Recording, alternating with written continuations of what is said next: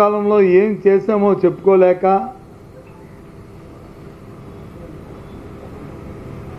ఏవేవో జిమ్కులు చేస్తూ ప్రజలు మభ్యపెట్టడానికి 3 రోజులు చాలా తాపత్రయపడింది. మనం చూసాం. ఆ తాపత్రయం ఇంత అంత కాదు. ఆ తాపత్రయం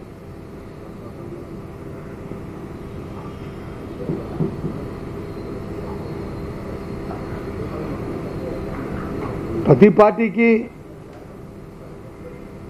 ఆ పార్టీ ఆవిర్భావ దినం దానికి సంబంధించి కార్యక్రమాలు చేసుకోవడం అనేది అది ఒక ఆనవాయితీ, సహజం.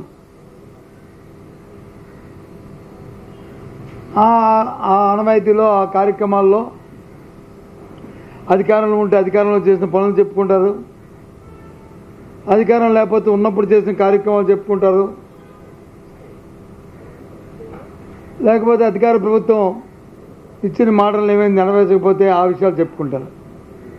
కానీ ఇక్కడ ఒక దురదృష్టం ఏంటంటే అధికారంలో ఉండి తెలుగుదేశం పార్టీ కూటమి ప్రభుత్వం ఈ సంవత్సర కాలం ఏం చేసిందో చెప్పుకోలేక ఎంతసేపు ఆడిపోసుకుని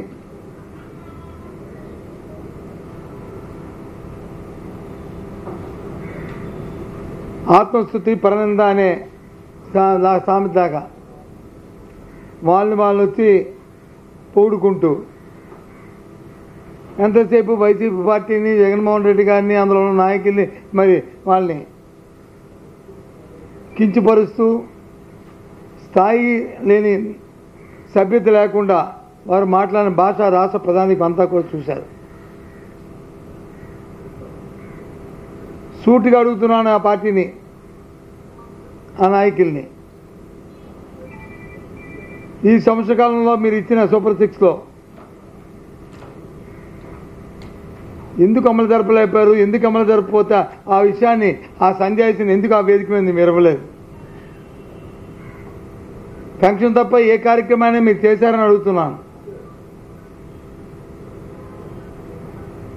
రైతులకు ఇవ్వాల్సిన ఏదైతే రైతు భరోసా ఏదైతే ఇచ్చేవాళ్ళమో కేంద్ర రాష్ట్ర ప్రభుత్వాల తాలూకా సమన్వయంతో 1 సంవత్సరం మొదటి సంవత్సరం గాలికి ఎగ్గొట్టారు, 2వ సంవత్సరం ఇప్పుడు లేదు. అంటే అది 20,000, 20,000, 40,000 రూపాయలు ఎప్పుడు ఇస్తారు చెప్పండి? అయిపోయాయి సంవత్సర కాలం. ఈ 10, ఆ 20, ఈ 20 ఎప్పుడు ఇస్తారు? అమ్మఒడికి ఇస్తా అన్నారు, తల్లికి వందనం అన్నారు, ఓకే. గత సంవత్సరం వలసిన 15,000, ఈ సంవత్సరం వలసిన 15,000 ఎప్పుడు ఇస్తారు ఆ పాపకి, ఆ అబ్బాయికి? దానికి ఏదైనా తేదీ ఉందా? అది చెప్పలే, అది కూడా వేదిక మీద ప్రకటించలే. ఎంతసేపు పాసింగ్ రిమార్క్ చేశాం, లేదంటే జగన్మోహన్ రెడ్డి గారిని తిట్టుకున్నాం. ఏంటి ఈ రాష్ట్రంలో ఈ సంవత్సర కాలంలో మీరు చేసిన అభివృద్ధి? ఏ కార్యక్రమాల్లో మీరు ఈ సంవత్సర కాలంలో మీరు చేశారు?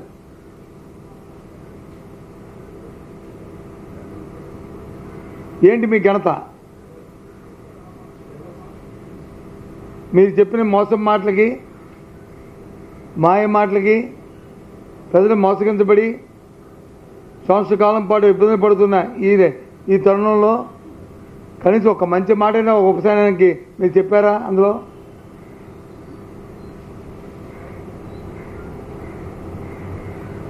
ఎవరెవరినో తీసుకొచ్చి ఏవేవో మాట్లాడుతూ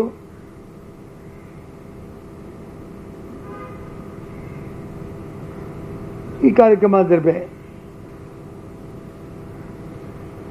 దానివల్ల ప్రజల తాలూకా కడుపు నిండదు.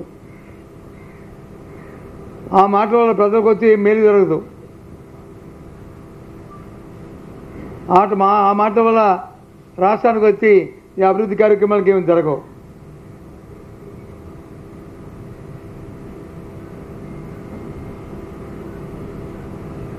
చాలా ఆశ్చర్యం వేసింది నాకు చూస్తే.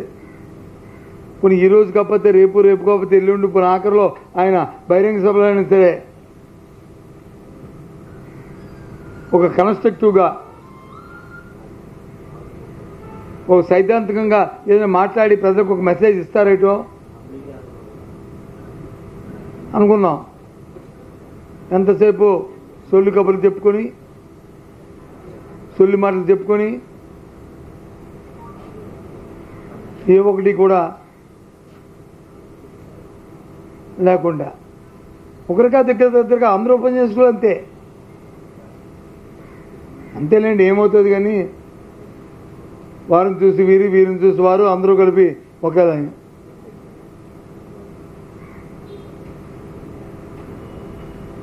పోనీ అడ్మినిస్ట్రేషన్లో చూసుకుందామంటే,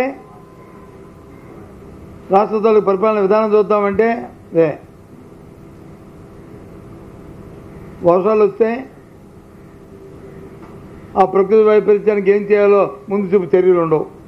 ఫోర్కాస్ట్ వచ్చినా సరే ఎండలు ఎక్కువైతే ఎండ తీవ్రతకు వచ్చి ఏ విధంగా ఆ ప్రజలకు వచ్చి దాహార్తిని తెచ్చాలో దానికి ఒక ప్రణాళిక ఉండదు.